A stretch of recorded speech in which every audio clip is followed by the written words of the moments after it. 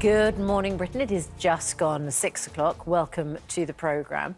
And it feels like a moment in history, doesn't it? We have the man who always wanted to be Prime Minister leaving number 10 Downing Street after three of the most eventful years you could possibly imagine.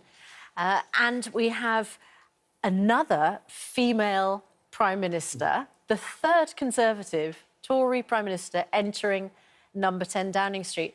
I couldn't be in better company, Ed. And that's the end for Boris Johnson, almost certainly, much more quickly than he would have expected. He thought he would be there for a decade.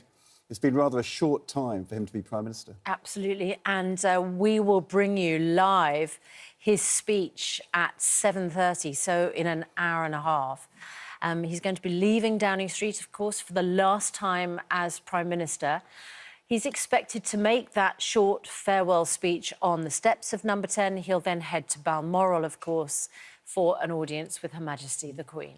Unusually to Balmoral, because the Queen herself is not able to travel to London. So this is like a big change in for Boris Johnson, but also for the new Conservative Party leader, Liz Truss. She's going to be travelling to Scotland to meet the Queen. Where the monarch will invite her to become the new Prime Minister, form a government. She'll then come back to London, I would think, to make a speech outside Downing Street. She's already promised to tackle the energy crisis within her first few days, with reports that she may commit £130 billion to keep bills from rising. And we are going to find out for the first time today what she's actually... as Prime Minister before he makes that trip to Balmoral at 7:30. We will bring it all to you here live on Good Morning Britain. If there's one thing Boris Johnson does, by common consensus, it's very good speech. Oh, OK, right. Okay, you're not...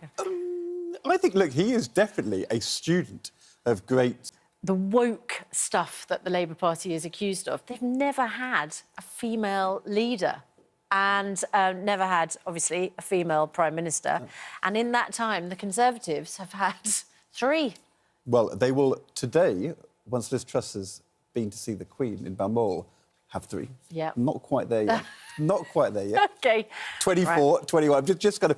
It was somebody in my ear. That's right, that's right. Just need to be pedantic at these moments. I think, though, of historical importance. If you are a Labour spokesman, well, we'll see what Angela Rayner says.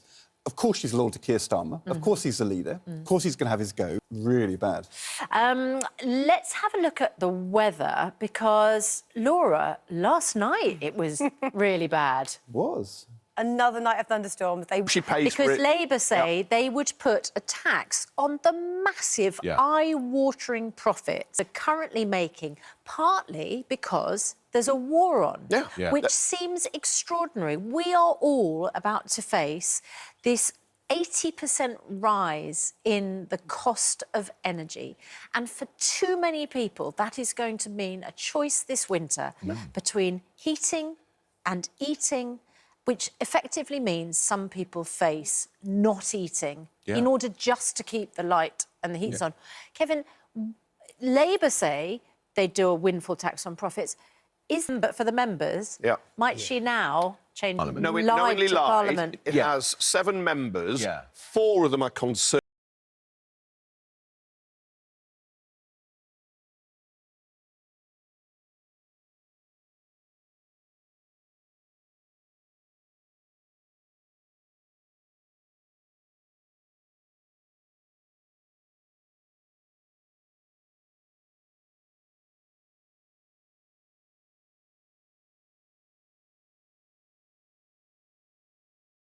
Say because we are going to speak to their deputy leader, Angela Rayner. Say because we are going to speak to their deputy leader, Angela Rayner. 22 minutes past 8. Lorraine is here at 9. Morning, Lorraine. What are your thoughts on this historic morning?